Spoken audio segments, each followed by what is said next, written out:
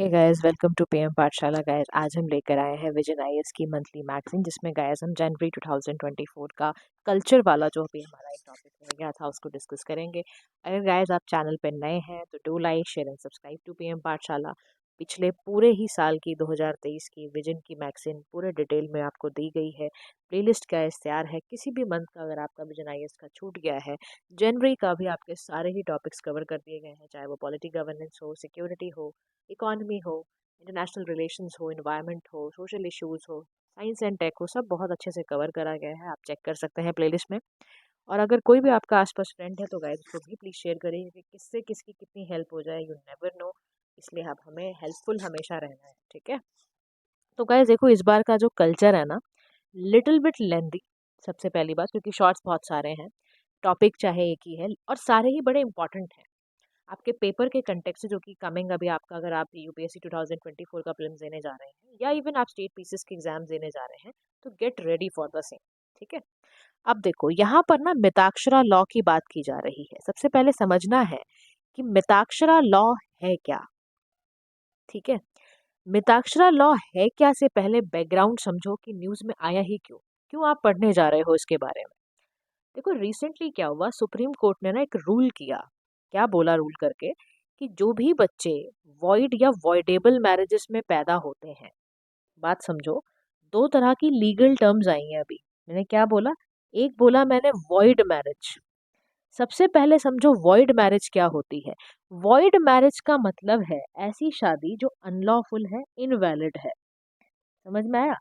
ऐसी शादी जो कि अनलॉफुल है और इनवैलिड है। मान लो किसी की शादी 18 साल से कम उम्र की हो रही है, कोई कन्या है, उसकी 18 साल से कम उम्र की शादी हो गई या किसी भी तरह से, तो वो शादी क्या होगी, वॉइड मानी जाएगी। क्या मानी जाएगी? वॉइड मानी जाएगी, क्योंकि ये अनलॉफुल है, इनवैलिड शादी है। समझ आया? फिर एक शब्द आया, वॉइडेबल मैरिज। वॉइडेबल मैरिजेस का मतलब है एक ऐसी शादी जो कि कैंसिल हो सकती है किसी पार्टी के थ्रू, ठीक है, या कोई only exist until such time as it's annulled. जैसे कुछ होता है ना, कई बार ऐसा देखने को मिलता है कि कुछ ऐसी पार्टी है जो इनकम्पिटेंट है, कोई फ्रॉड हुआ है किसी तरीके का किसी शादी के अंदर अभी समझ रहे हो, तो ऐसी शादियों को माना जाता है कि वॉइडेबल मैरिजेस होती हैं, ठीक है। जब कोई शादी में कोई कंसेंट की दिक्कत रही हो, या फ्रॉड के थ्रू कंसेंट लिया गया हो, या ऐसा देखा गया है कि जो एक पार्टी है वो ऑलरेडी मैरिड पाई गई है, तो ऐसी जो मैरिजेस होती हैं उनको वॉइडेबल कहा जाता है। या हो सकता है कि कोई एक स्पाउस जो है वो इम्पोर्टेंट है, या कोई किसी स्पाउस को मेंटल डिसऑर्डर है, या किसी पे कोई क्रिमिनल मैरिजेस पे कुछ चल रहा हो, इनवैलिड हो जाती है ऐसी मैरिज। बात समझ में आई कि कोई शादी कैंसिल हो सकती है कब? जब मैंने आपको बहुत सारे रीज़न बताए, चाहे वो फ्रॉड वाले हो, चाहे इंपॉर्टेंट वाले हो, या पता चलता है भाई एक पार्टी ऑलरेडी मैरिड थी, तो ऐसे केस में वॉइडेबल मैरिजेस बोला जाता है। समझ में आया? एक मैरिज है जो कानून ही वॉइड कर रहा है, अनलॉफुल है। मैंने आपको उसमें एग्जाम्पल दिया कि किसी की जो लड़की 18 साल से कम उम्र की थी, या लड़का 21 साल से कम उम्र का था, तो शादी उसकी वॉइड हो जाएगी, अनलॉफुल है। एक है वॉइडेबल जो कैंसिल करी जा रही है, बहुत सारे कारण है उसके पीछे, क्रिमिनल इन्वेस्टिगेशंस है, या क्रिमिनल कुछ ऐसा चल रहा है किसी शख्स किसी पार्टी के ऊपर, तो वो वॉइडेबल मैरिज मानी जाती है। बात समझ आया? अब मिताक्षरा लॉ में सुप्रीम कोर्ट ने रूल क्या बोला, है ना, जो भी बच्चे वॉइड या वॉइडेबल मैरिज में पैदा हो जाए, मान लो, ऐसे भी बच्चे जो होते हैं इनको प्रॉपर्टी का इनहेरिटेंस लीगली मिलेगा under the Hindu succession act 1956। इसी को कहते हैं मिताक्षरा लॉ। आई बात समझ में? अब और क्या रहा, तो कोर्ट ने बोला कि ऐसे बच्चे जो पैदा हो जाते हैं उनको माना जाए कि जो कॉमन एंसेस्टर है उसकी एक्सटेंडेड फैमिली है, और उनको वैलिड शेयर प्रॉपर्टी का दिया जाना चाहिए। अब मिताक्षरा लॉ समझो। कह रहे हैं ये मेजर दो हिंदू लॉज होते हैं, अदर बिंग, एक तो मिताक्षरा, एक आपका दया भांगा है, जिसमें आपका सक्सेशन ऑफ फैमिली में कैसे प्रॉपर्टी किसी के पास जाएगी उसके बारे में ये लॉ है। तो ये कमेंट्री है जयजना वाल्क्या स्मृति से लिया गया था। ये विजनेश्वरा 12th सेंचुरी में उन्होंने लिखा था। अब इसके पास मान लो इसी बारी प्रीलिम्स में मिताक्षरा लॉ से क्वेश्चन अगर आ जाए, तो आपके दिमाग में कुछ बातें जरा रहें। क्या? कि सबसे पहले ये ना गवर्न करता है प्रॉपर्टी कैसे एक दूसरे के पास जाएगी। समझ आया? दूसरा, ये कहाँ से लिया गया है? यज्ञवाल्क्य स्मृति से लिया गया है, जो विजयेश्वरा जी ने लिखी थी 12th सेंचुरी में। बात समझ गए? अच्छा, इसमें ना कॉन्सेप्ट बताया हुआ है को-पार्सनरी का।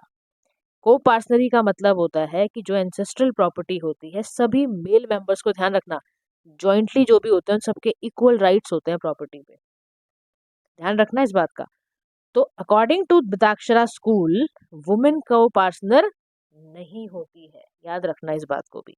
लेकिन हिंदू सक्सेशन जो 2005 का एक्ट आया, उसने बोला empowered women to become, women जो है वो भी को पार्टनर बन सकती है, like male in ancestral property वो भी बनेगी, पहले नहीं होता था। फिर प्रिविलेंट रहा इंडिया में, except in the some kind of eastern part में जहाँ दयाभागा स्कूल को फॉलो किया जाता है। तो सम स्कूल्स हैं मिताक्षरा लॉ में, जैसे द्रविडियन मद्रास स्कूल है, महाराष्ट्र बनारस, मिथिला पंजाब, ऐसे अलग अलग स्कूल हैं इसमें। अब दयाभागा स्कूल ऑफ थॉट क्या है? कह रहा है ये जो है ना एक स्मृति, यो भी यज्ञवल्क्य स्मृति से लिया गया है इसको, लेकिन जिमुतु वहाना ने बनाया है। इसमें प्रिंसिपल चलता है इनहेरिटेंस का स्पिरिचुअल बेनिफिट पे, यानी पिंड ऑफरिंग कितनी करी है, राइस बाउल कितनी दी है, जो भी मान लो गया है, कोई व्यक्ति मर गया है, उसको कितनी राइस बॉल ऑफर की गई थी, उस हिसाब से यहाँ पर स्पिरिचुअल बेनिफिट के अकॉर्डिंग इनहेरिटेंस किया जाता है। ये बंगाल और कुछ असम के पार्ट में चलता है, ऐसा कोई इसका कोई सब स्कूल नहीं है, ध्यान रखना। अब दोनों में डिफरेंस क्यों ना पूछें आपसे, मान लो आ ही जाए, तो देखो क्या है, मिताक्षरा स्कूल ऑर्थोडॉक्स स्कूल है, दयाभागा रिफॉर्मिस्ट स्कूल है, ठीक है। यहाँ पर जो बच्चा है बर्थ एंसेस्ट्रल प्रॉपर्टी में है, उसको इंटरेस्ट पूरा जो फादर का है प्रॉपर्टी उसको भी मिलेगा। यहाँ सन इज इंटाइटल एंसेस्ट्रल प्रॉपर्टी तभी on the death of his father, तभी मिलेगी उसको प्रॉपर्टी, एंसेस्ट्रल प्रॉपर्टी, जब उसके फादर की डेथ हो जाए। यहाँ पर आपको मिल सकती है, जितना फादर का इंटरेस्ट है उतना ही बच्चे का भी इंटरेस्ट रहेगा। सन बिकम को फार्सनर राइट आफ्टर हिज बर्थ, जैसे ही बर्थ हुआ उसका, जैसे ही पैदा हो गया वो किसी परिवार में, तो उसका पूरा हक है उस प्रॉपर्टी पे। यहाँ ऐसा नहीं है, दयाभागा स्कूल में संत को पार्टनर तब बनता है जब फादर की डेथ हो जाए। को पार्टनर राइट यहाँ पे ग्रैंडफादर ग्रैंड डॉटर, ग्रैंडफादर से ही आते हैं, ग्रेट ग्रैंडफादर से, यहाँ फादर से आते हैं। यहाँ पे ट्रांसफर नहीं कर सकते आप किसी थर्ड पार्टी को, as a share is not, क्योंकि यहाँ पे मैंने आपको बताया ना किसी का भी शेयर डेफिनेट नहीं होता, सभी का शेयर इक्वल होता है, और वो डिसाइड होता रहता है कि मान लो कोई की डेथ हो गई है ना, तो फिर कितना किसका शेयर रह जाएगा, and one can transfer is share as they are defined, तो उसको दयाभागा स्कूल कहते हैं, ठीक है। इसी में एक सपिंदा मैरिज होती है, देखो समझ लो, दिल्ली के हाई कोर्ट ने एक बारी कॉन्स्टिट्यूशनली वैलिडेट करा था कि भाई ऐसी सपिंदा मैरिजेस जो होती हैं उनको बिल्कुल मना किया जाए। प्रोहिबिशन मतलब बिल्कुल नाकार दिया कि ऐसी होनी होनी चाहिए। क्यों? क्योंकि अगर choice of a partner in a marriage is left unregulated नहीं रखा गया ना अगर हमने, तो बहुत गंदी तरह से इंसेंटुअस मैरिजेस होंगी कि भाई बहन की शादियां हो गई, बात समझ रहे हो, इस तरह की शादियों को मना कर रखा है। इसीलिए यहाँ पर बोल रहा है कि देखो जी, थर्ड जनरेशन तक मदर की साइड तक कोई शादी नहीं होगी, कजन्स में शादी नहीं होगी, फिफ्थ जनरेशन तक फादर की साइड में कजन्स के आपस में शादी नहीं होनी चाहिए, समझ गए। तो ये सारा इसमें सपिंदा मैरिज के बारे में था। Now let's directly come to the short वाला पार्ट। देखो इसमें ना जोग्राफिकल इंडिकेशन दे रखे हैं, जो कि आपको पता है एक आध क्वेश्चन कहीं ना कहीं अटक के आपको पता है जीआई टैग से पूछता ही पूछता है। 17 ऐसे प्रोडक्ट हैं जिनको जीआई टैग मिला है। उड़ीसा में आ जाओ आप सबसे पहले, यहाँ पे लंजीरा सौरा पेंटिंग बड़ी फेमस है, डोंगरिया खून शॉल, यहाँ पे डोंगरिया खून बड़ा सुना होगा, वहाँ की शॉलें बड़ी मशहूर हैं, खजूरी गुड़ा, ये सब है। कोरापुट कलजीरा राइस है, यहाँ पर ब्रिंजल है, ध्यान रखना। अरुणाचल प्रदेश का हैंडमेड कारपेट बड़ा है, वांचो वुडन क्राफ्ट, ये सब बड़ा है। यहाँ पे याद ना अरुणाचल प्रदेश में ना एक जिंजर होती है, अड़ी केकिर करेगी।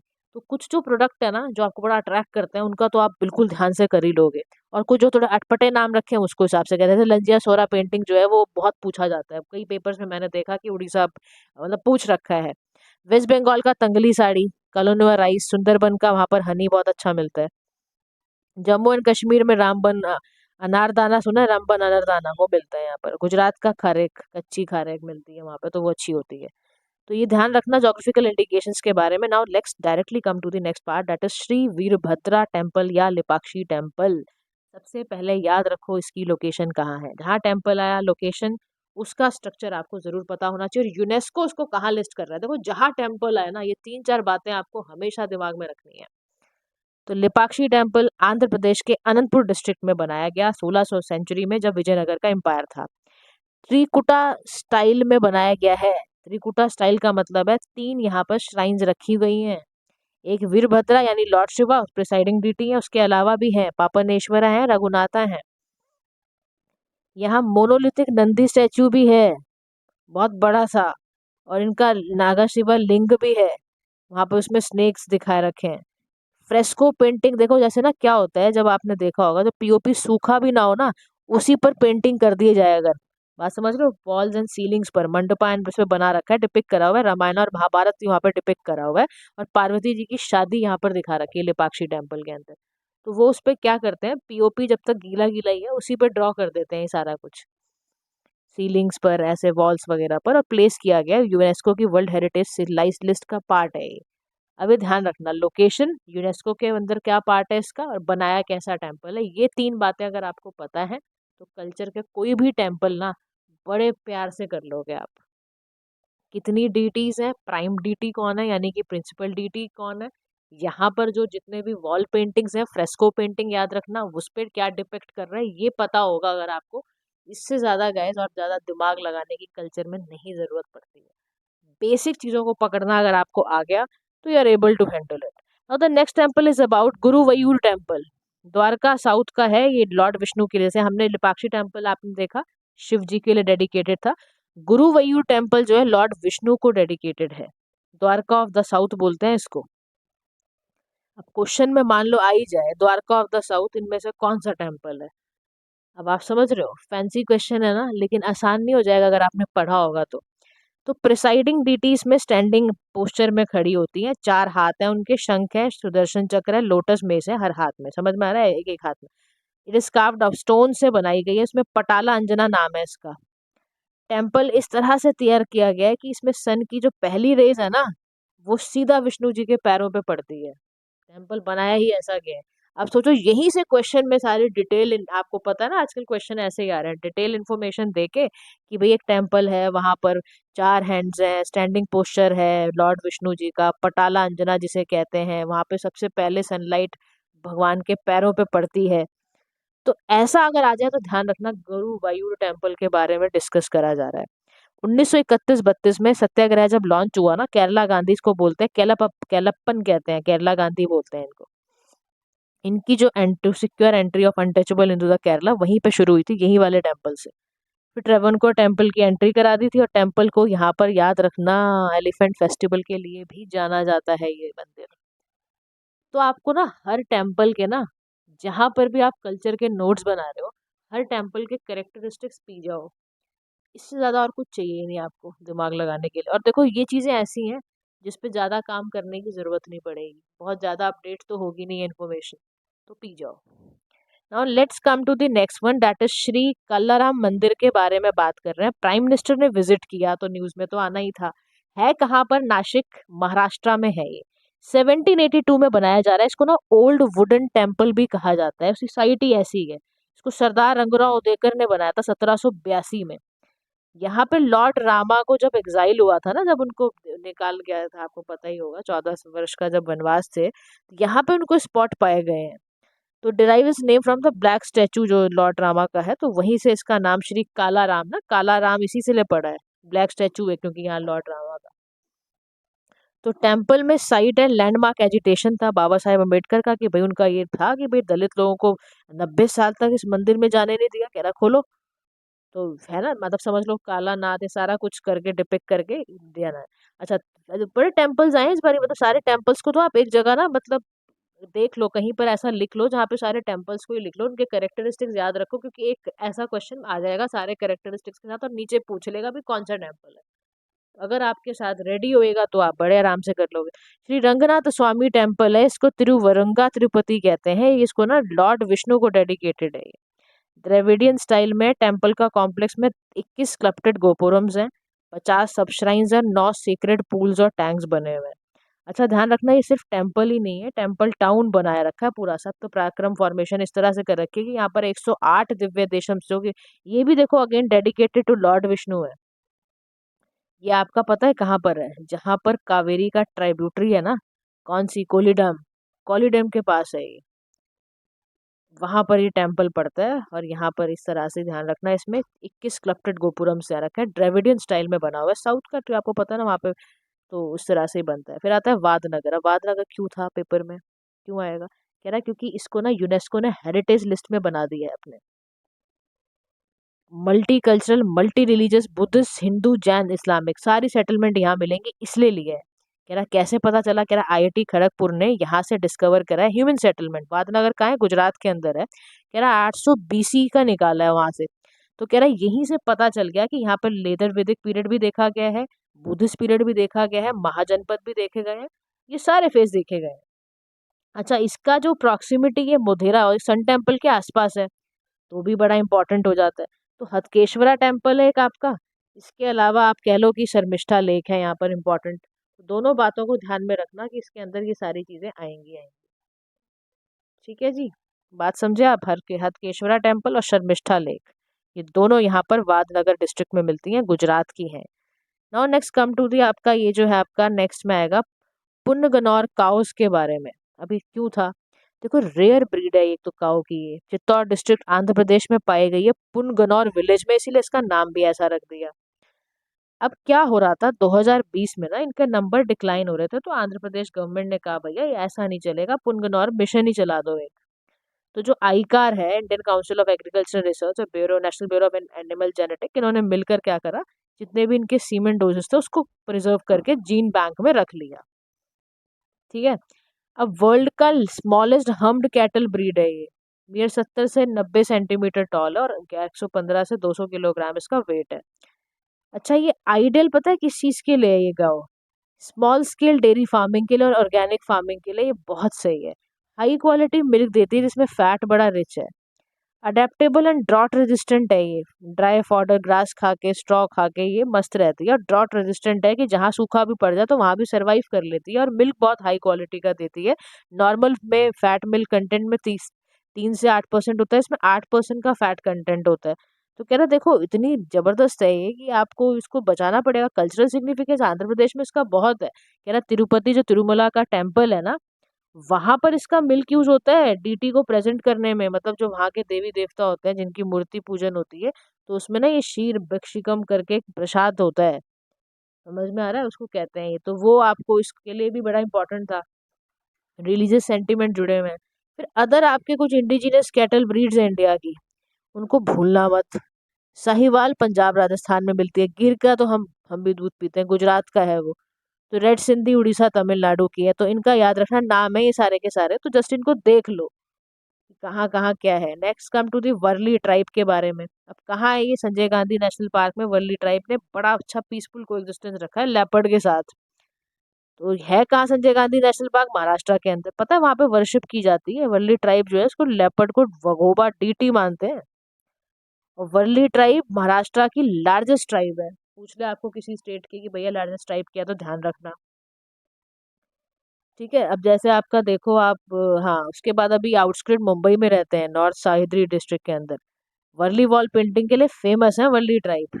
10th सेंचुरी एडी में मिले थे कहीं।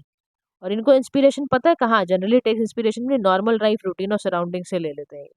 नेचुरल मटेरियल कलर निकालते हैं ये बैम्बो को ब्रश कर करके। तो सोचो आप कितनी मेहनत करते होंगे ये। हाँ, जैसे वर्ली ट्राइब पढ़ी, अब आओ ब्रू ब्रू ट्राइब पढ़ा दो। वर्ली ट्राइब समझ गए, महाराष्ट्र की। ब्रू ट्राइब त्रिपुरा की है, last batch Mizoram Bru refugee जो परमानेंटली सेटल्ड हो गए त्रिपुरा में, तो वहीं से आया। तो ministry of home affair Tripura और ये सब ने मिलकर कहा भाई रियांग कहते हैं इसको, एक तो देखना रियांग भी नाम है इसका। फिर क्या है, ये इंडिजिनस ट्राइब है, ये पर्टिकुलरली वल्नरेबल ट्राइबल ग्रुप में भी आती है, तिब्बतन फैमिली से है, झूम कल्टीवेशन करती हुई पाई जाती है और होजागिरी डांस करती है। अब यही कैरेक्टरिस्टिक्स पेपर में पूछ लेगा कि होजागिरी डांस कौन करती है, रियांग के नाम से जानी जाती है, त्रिपुरा में मिलती है, झूम कल्टीवेशन करते हुए पाई जाती है, फूड गैदरिंग एक्टिविटीज करते हुए पाई जाती है। तो याद कर लेना क्या है, ऐसे करेक्टरिस्टिक्स याद करने हैं आपको, बात समझ रहे हो। उसके बाद लेट्स कम टू दी मधिका लैंग्वेज, यानी दो ऐसे स्पीकर्स हैं जो ब्रिंक ऑफ एक्सटिंक्शन है। कह रहा मधिका मतलब ज्यादातर चकलिया कम्युनिटी बोलते हैं, उसकी कोई स्क्रिप्ट नहीं है। देखो जितनी भी ट्राइबल लैंग्वेज है सबके साथ एक बड़ी कॉमन सी समस्या है, और वो कॉमन सी समस्या मैंने आपको बता दी कि ये है। अब मधिका जो है ना बेसिकली ये आपका चाकलिया कम्युनिटी से आई है, उसकी कोई स्क्रिप्ट नहीं है, ये ब्लेंड है तेलुगु, तुलु, कन्नड़ा और मलयालम का।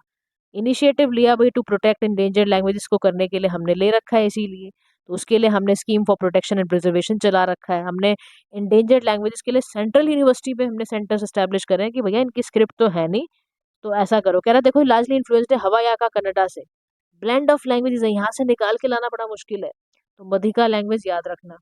फिर वेस्ट बंगाल ने रिसेंटली अपना स्टेट सॉन्ग और स्टेट डे नोटिफाई करा है, तो ध्यान से सुनो। इन्होंने क्या करा है, पोइला बोईशाख को स्टेट डे माना है और बंगलर माटी बंगलर जल स्टेट सॉन्ग है इनका। बंगलर जय है, जल ही है, ठीक है। तो पोइला बोईशाख जो है first day of month of Boishakh के मंथ में आता है, जब बंगाली कैलेंडर ईयर शुरू होता है, बंगला दिवस भी कहते हैं। इंपॉर्टेंट फेस्टिवल है ये, बंगाली कम्युनिटी वेस्ट बंगाल त्रिपुरा झारखंड असम का 2023 से सेलिब्रेट कर रहे हैं ऑन अप्रैल 15। 2023 में ये क्या पड़ा था, ये वाला पोइला पोइला बैशाख, पोइला बैशाख पड़ा था 15 अप्रैल को। अब हर साल चेंज होता रहता है, ठीक है, हिंदू कैलेंडर के हिसाब से ही। बंगलर माटी बंगलर जल रिटर्न किसने लिखा था, ये रविंद्रनाथ टैगोर, याद रखना। तो आपसे पूछ सकते हैं इस बारी। अच्छा, नेक्स्ट आता है स्टैचू ऑफ सोशल जस्टिस के बारे में। कौन अनवील कर रहा है, विजयवाड़ा आंध्र प्रदेश। 206 फुट ब्रॉन्ज स्टैचू है डॉक्टर बी आर अम्बेडकर का, और करेंटली इसमें याद रखना statue of unity Kevadia Sardar Patel, statue of equality Hyderabad Shamshabad Telangana Ramanujacharya को डेडिकेटेड है, स्टैचू ऑफ बिलीफ है लॉर्ड शिवा को dedicated. I am telling you guys, इसका ब्रीफ नोट याद रख लेना, क्योंकि यू नेवर नो कहाँ पे क्या, और देखो कंफ्यूजन हो ही जाती है आपको। उस वक्त आपको दिक्कत होती है जब आप पेपर हैंडल कर रहे हो, तो आपको बड़ा आसान लग रहा होगा, but while handling the paper जब आप अटेम्प्ट कर रहे हो ना, तो बड़ा फ्रेजाइल है, भूल जाओगे आप। तो statue of social justice Vijayawada Andhra Pradesh में अनवील करा गया है। इसमें डॉक्टर बी आर अम्बेडकर की बनाई गई है, फुट ब्रॉन्ज स्टैचू बनाया गया है। स्टैचू ऑफ यूनिटी में सरदार पटेल है, स्टैचू ऑफ इक्वालिटी में रामानुजा है जो कि हैदराबाद में है, स्टैचू ऑफ बिलीफ में याद रखना लॉर्ड शिवा नाथ द्वारा राजस्थान में है। बिल्कुल नहीं भूलना है आपको, ठीक है। Now let's come to the Rashtriya Vigyan Puraskar, जिसमें ministry of science and technology, देखो विज्ञान का मतलब साइंस, ठीक है। नेशनल साइंस एंड मतलब आपकी बेसिकली नेशनल साइंस अवार्ड था, पहली बार ministry of science and technology ने निकाला है। तो इसमें ना विज्ञान रत्न, विज्ञान श्री, विज्ञान युवा, सब तरह का दे रखा है। पोस्टमसली भी दिया जाता है ये एक्सेप्शनल केसेस में, और award will be conferred on August 23, लेकिन क्योंकि फिर वो सॉफ्ट लैंडिंग का डे था, स्पेस डे था, तो उसी में हमने इसको कॉन्फर करने को बोला है, ठीक है। और नेशनल स्पोर्ट्स अवार्ड भी ध्यान रखना कि अब स्पोर्ट्स के question ministry of youth and affairs से निकाल के आई जाए, तो 6 कोर अवार्ड होते हैं, ध्यान रखना। एक मेजर ध्यान खेल रत्न अवार्ड होता है जो हाईएस्ट स्पोर्टिंग ऑनर देने के लिए दिया जाता है। एक अर्जुन अवार्ड है जो कंसिस्टेंटली अगर आपकी 4 साल तक परफॉर्मेंस बड़ी अच्छी रही है तो अर्जुन अवार्ड मिलता है। द्रोणाचार्य अवार्ड मिलता है कोचेस को, हाईएस्ट स्पोर्ट ऑनर है, कोचेस को दिया जाता है। मेजर ध्यानचंद अवार्ड है, लाइफ टाइम अचीवमेंट के लिए दिया जाता है। ध्यान रखना फर्क है, एक मेजर ध्यानचंद खेल रत्न है, वो हाईएस्ट स्पोर्टिंग ऑनर के लिए, यहाँ पर लाइफ टाइम अचीवमेंट के लिए है। एक मौलाना अब्दुल कलाम आजाद ट्रॉफी है, जो कि टॉप अगर आपने इंटर यूनिवर्सिटी टूर्नामेंट में अच्छा किया तब मिलता है। राष्ट्रीय खेल प्रोत्साहन पुरस्कार है, उसमें आपको किसी स्पोर्ट्स प्रमोशन के लिए ऑर्गेनाइजेशन की जब देती है तो वो देती है। तो 6 तरह के मेजर अवार्ड्स आपको ध्यान रखने हैं। अब आपका आता है प्रधानमंत्री राष्ट्रीय बाल पुरस्कार, 19 बच्चों को मिला, हर साल दिया जाता है, ministry of women child development बुला के देती है 5 साल के 18 साल तक के बच्चों को, जिन्होंने भी bravery, art, culture, in science and tech, social service, sports, environment में अच्छा किया और डिजर्व करते हो जो बच्चे नेशनल रिकॉग्निशन, उनको दिया जाता है। इसमें देते क्या है, मेडल देते हैं, सर्टिफिकेट देते हैं, एक साइटेशन बुकलेट होती है, और प्रेजेंट करा जाता है रिपब्लिक डे से पहले पहले। इसमें कॉल किया जाता है उनकी पर्सनालिटी को, जो पोस्टमसली भी हैं तो वो भी दिया जाता है। इंडियन सिटीजन होना चाहिए, इसकी एलिजिबिलिटी सिर्फ इतनी है, आगे अगर आपने अच्छा किया तो आप पहुंचोगे। सुभाष चंद्र बोस आपका जो आपदा प्रबंधन पुरस्कार के लिए यहाँ पर एक कर रखा है, तो 60 parachute field hospital Uttar Pradesh में सेलेक्ट किए गए हैं। 23 जनवरी को अनाउंस हुआ पराक्रम दिवस के दिन, जिनके दिन आपका नेताजी सुभाष चंद्र जी का बर्थडे होता है। रिकॉग्नाइज किया है, ऑनर करा है, valuable contribution Indian national Indian institutes ही खाली कर सकते हैं, एनी इंडिविजुअल और जो भी इंस्टीट्यूट हैं वो नॉमिनेट इसके अंदर कर सकते हैं। इंडिविजुअल ऐसे बंदों को जो सेल्फलेस सर्विस देते हो, कोई भी व्यक्ति विशेष, कोई भी ऑर्गेनाइजेशन जो डिजास्टर मैनेजमेंट पे काम करा हो सेल्फलेसली, उसको ये अवार्ड पुरस्कार दिया जाता है, ठीक है guys. So this is all about your culture portion also. Now we have left with the ethics, let's see, है ना, will continue with that. So thank you so much for listening. Do like, share and subscribe to PM Pathshala. Have a nice day to all.